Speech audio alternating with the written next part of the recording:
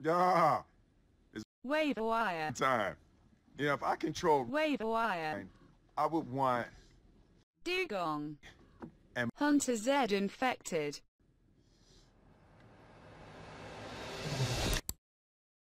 Okay, so I just want to mention one more thing before we go into the actual video, and I know you're already typing Swedish twat, get on with your shit in the comment section, but, you know, there was actually no one around to really help me out with the graphics this week, so I had to do them by myself, and I'm gonna show you now how I did them in Paint. Of course, this will be fixed for future weeks. This is not a problem that will be around, but just for this week one, I had no idea how to do the graphics by myself, so I decided to might as well just draw them myself. So yeah, enjoy my little speed drawing montage.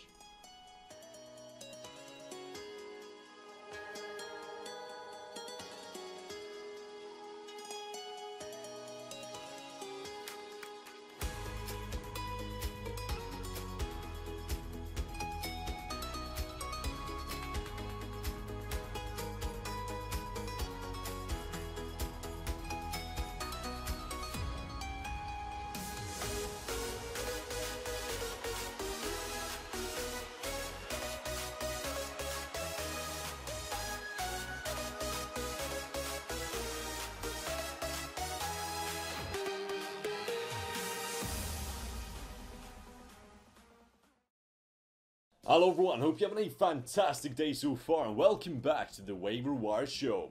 Your weekly information on undrafted Pokemon and their potential usage in a draft league format. I'm your host Rumpful, and I will give you all a warm welcome hug to the GBA Season 9, where we get to travel into the Let's Go Pikachu and Eevee metagame, which is a metagame that I am not comfortable with at all. I have not played the game fully. I'm still stuck at the 3rd gym, I think it is, because I decided it will be a fun time to just complete the whole game with just a Pidgey, which means that Lieutenant Surge is a real bitch to take care of. But Let's Go Pikachu and Eevee pretty much means 3 things for the Waiver Wire Show. It means that we have better graphics to look at, it means that we have way less Pokemon to pick from, and it means that we have so shitty speed tiers that I will just pretty much jump out my window right now. So from my little introduction thingy in the start, it might now be obvious that we do actually have a co-host now on the Waiver Wire Show, which is a lot of fun. He's gonna introduce himself later down the video, so I don't want to do that for him. But last thing I want to mention before we jump right into the Waiver Wire Show is of course the first episode of the season, which means that I get to pick the Pokemon and not you guys. But if you want to pick the next Pokemon featured in the Waiver Wire Show, there will be a poll in the description below, as every other week, as every other season, and my co-host will go over the Pokemon on the poll later down the video, which is always exciting. But for week number 1, I of course get to pick the Pokemon, so I picked a childhood favorite of mine, which is Dugong, so strap up your seatbelts. Let's just jump into it. So looking at Dugong's stats, it is all around pretty disappointing, not gonna lie, which is just sad since it is a childhood favorite of mine. We're rocking with a nice base 90 HP stat, base 80 on the defense and base 95 on the special defense, so it is like fairly tanky. We also get an attack stat of base 70 and a special attack stat of base 70 and even a speed stat of base 70, so all around very mediocre, which is just the Waiver Wire Classic at this point. But base 70 is not even that bad of a speed stat, so I will definitely work with that. Now, of course, I have to state the painfully obvious fact that Dugong is a Water and Ice type, which pretty much everyone knows at this point. This Pokemon is even older than me, so if you didn't catch the memo that this is a Water and Ice type, well, you pretty much lived under a rock or haven't even touched the Pokemon community at all. Well, Dugong, it is a Water and Ice type, boys. Yay! Now, Water and Ice is all around a decent typing, and it's a fairly common typing as well. There's not a lot, there's quite a lot of Pokemon that gets this dual typing. Offensively, it's quite good, because Ice type is actually pretty good offensive typing. I cannot speak for how good it is in the Let's Go Pikachu and Eevee metagame, because as I said, Pidgey 3rd gym, haven't completed it. But in the regular metagame, Ice is actually pretty good, and especially covered that with Water typing, which also can be pretty spammable. I could say that Water and Ice type is a fairly good offensive option. Now, defensively, it is just absolutely shit, because Ice type is arguably considered to be the worst typing, and covering that with something like Water which is fairly good. It just means that you get a bonus typing on your fairly decent water type, which is just all around pretty bad. Ice type also gives Dugong some other sort of hindrance, but we'll go over that later on. But all around, we're covering a decent Pokemon for waiver wire standards, a very bad Pokemon for just draft standards. But why should Dugong be picked up? Well, there are a few pros with the Pokemon, which in my eyes makes Dugong draft-worthy, or in this case, free agent-worthy, and I think they are pretty valuable for a team. First of all, it does have a decent speed tier at base 70, it's not amazing, but with a choice scarf slapped on, we can reach unlimited time.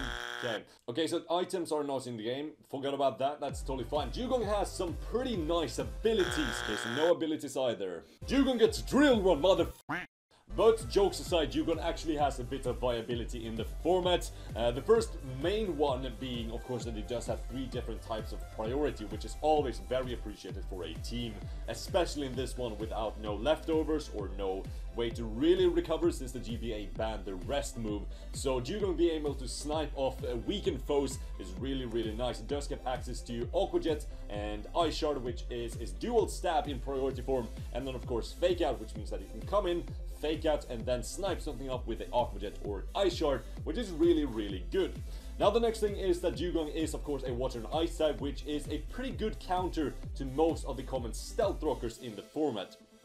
By leading Dugong, you can actually force your opponent to maybe not set up Stealth Rocks because they will just lose their Pokemon straight away and they have to switch out, fearing a potential Water or Ice move against your opponent's potential Ground or Rock type, which wants to set up Stealth Rocks versus your team. So leading Dugong might actually be good enough. And last but not least, is kind of going into that lead matchup is that Dugong does have some decent bulk under its belt, which means that it can actually take 1 or 2 hits and dish out a fair amount of damage back. Not an amazing amount of damage, but just the right amount, maybe to put them in range of a priority attack.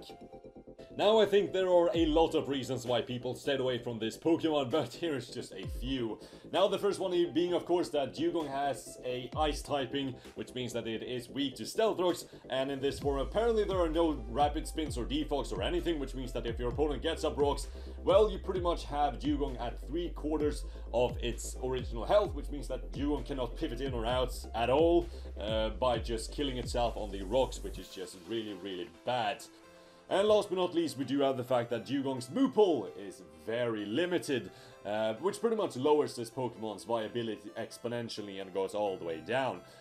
It does have a few amount of stab options, but looking at it coverage-wise, well, we don't really have too much to celebrate about. We do have like niche ones in Drill Run, but apart from that, it's pretty much nothing, which is very unfortunate. This just means that this seal is going to have to carry the same moves over and over, and that just gets very predictable in draft play, which is not something you want. But I'm now done being negative about Dugong. I'm now going to hand over the mic to my dear co-host Hunter Z Infected, where he will be Mr. Positive now and show you some of the sets that you can do with Dugong in the Let's Go Pikachu and Eevee metagame. Howdy, Hunter here with the Dugong sets of the week. Just as a quick reminder of this segment of the waiver wire, I'll be showing off 2 to 3 sets that can be viable with this Pokemon, and one creative set named the Bill set, named after the one and only Bill Standish. The Bill set may look bad, but trust me, it's actually the best set to use. So all y'all coaches better scurry on over quick to pick up these waiver wire Pokemon. Now, jumping into the first Dugong set of the week, we got the Special Dong.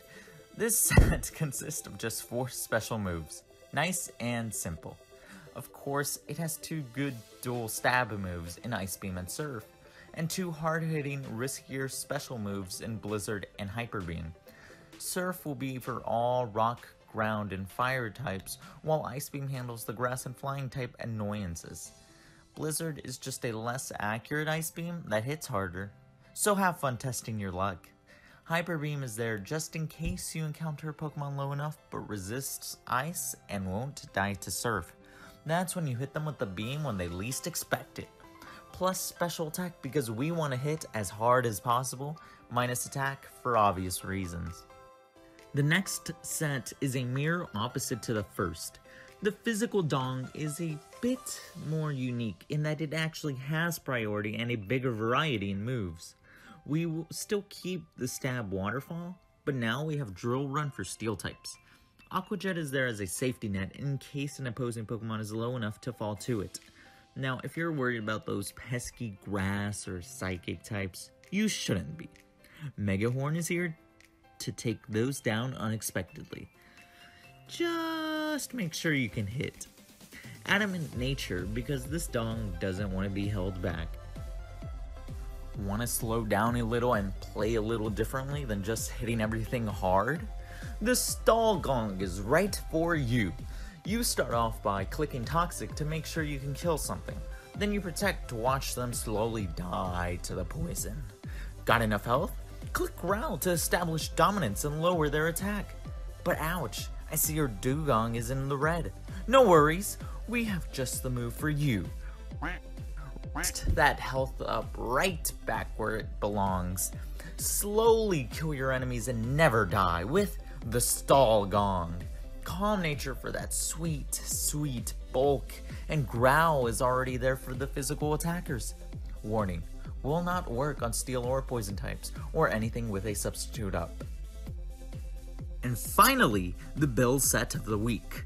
I call this set the Sonic Gong. Why? Because it's so fast. First turn it's out, you must fake out for that nice flinch. Then hit it with either Ice Shard or Aqua Jet, whichever you find most appropriate at the moment. But if you think that ain't enough, just double edge that opponent to another world. Adamant Nature, because that's how we roll. And that's all for this week's Waiver Wire. Do you want to decide what Pokemon we review next? Well, we have a straw poll in the description where you can vote. Your options will be Golbat, Chansey, Tentacruel, Butterfree, and Alolan Marowak. Is there another Pokemon you want to see? Well, then leave them in the comments below and we'll see what we can do about it. But anyway, thank you for watching this edition of the Waiver Wire Show. I'm your host, Hunter Z Infected, along with who you heard earlier, Strompful. We'll see y'all next week. Goodbye.